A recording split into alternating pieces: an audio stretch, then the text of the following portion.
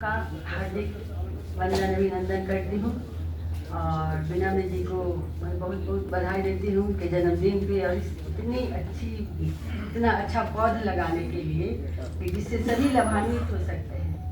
बाल वृद्ध और विचारी सभी लाभान्वित होंगे और इसके लिए वो साधुवाद के पात्र हैं और मैं इनका बहुत बहुत धन्यवाद करती हूँ। और जैसे उन्होंने कहा वाजपेयी जी ने कि ज्ञानानंद पांडे जी ने मुझे सम्मानित किया था बहुत पहले, तो आप लोगों से मेरा परिचय हुआ तो जो कविता मैंने सुनाई थी इनको बहुत अच्छी लगी थी। और आज महिला दिवस है, मैं बस वही एक मुक्तक सुनाना चाहती हूँ कि लोग कहते हैं कि जंगली गुलाब हैं बेटियाँ, लोग कहते हैं कि जंगली गुलाब है बेटियां, परिजन कहते हैं कि दर्द की किताब है बेटियां, परिजन कहते हैं कि दर्द की किताब है बेटियां, पिता कहते हैं कि इज्जत है आब हैं बेटियां, परंतु अब समय कहता है कि इनकलाब हैं बेटियां, परंतु अब समय कहता है कि इनकलाब हैं बेटियां। ये महिला दिवस के लिए समर्पित था यह मुक्तक। और आज एक मेरी किताब बीना जी के प्रयास से या माधव भैया के या सदा तिवारी जी के प्रयास से, अभिराम जी के प्रयास से पूरी हुई है। तो हालांकि मैं लिख कर रख देती हूँ, लेकिन इन भाइयों ने मुझे प्रेरित किया छपवाने के लिए। और क्योंकि बाल नाटक लिखना मुझे गोरखपुर दूरदर्शन से मुझे टाइटल सॉन्ग लिखने के लिए आते थे, शिक्षक गीत बच्चों के इसमें नाटक में। तो लिखते लिखते मेरे मन में आया कि क्यों नहीं मैं इन गीतों को नाटक का रूप दूं।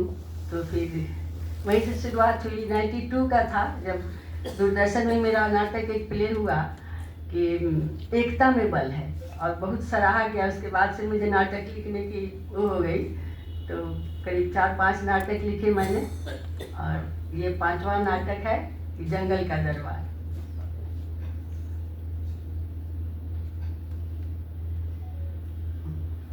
और बच्चों की एक छोटी सी कविता सुनाकर मैं, अब देखिए इस कविता का, इस नाटक का कैसे हुआ सृजन।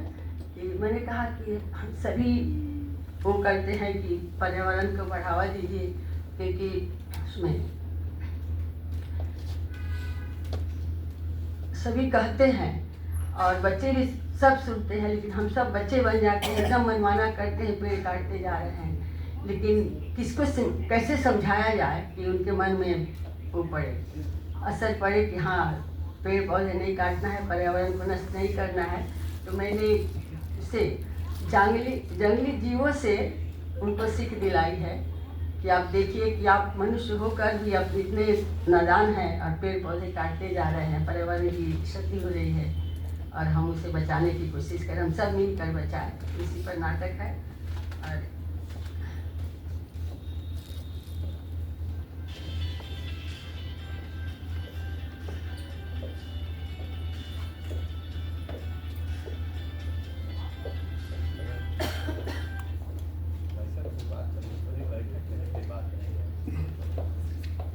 एक बच्चों की कविता लिखी। अब आपने कहा कि बाल गीत लिखना, बच्चों का साहित्य लिखना बहुत कठिन है बड़ों के लिए, क्योंकि मुझे उनके स्तर तक उतरना पड़ता है।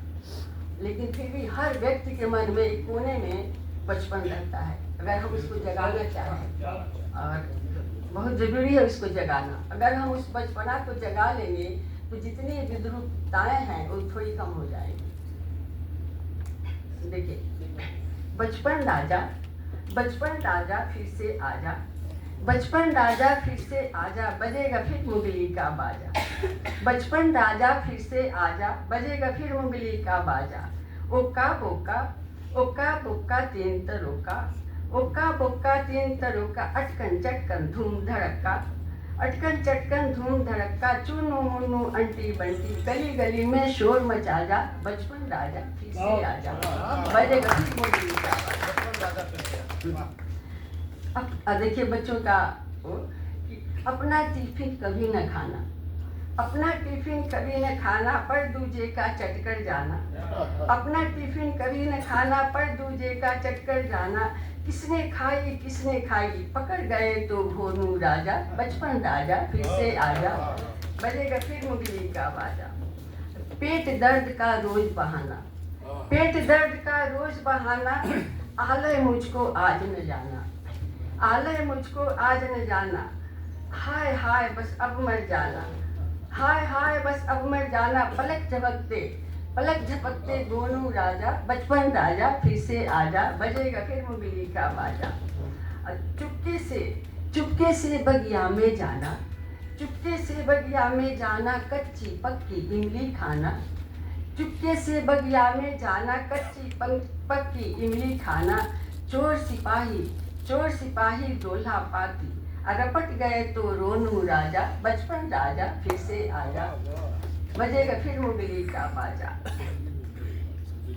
धम धम धम आंटी का आना, धम धम आंटी का आना, बार बार बस एक उल्हाना, बोलो किसने बेल बजाई, बोलो किसने बेल बजाई, पकड़ गए तो रोनू राजा, बचपन राजा फिर से आजा, बजेगा फिर मुगली का बाजा।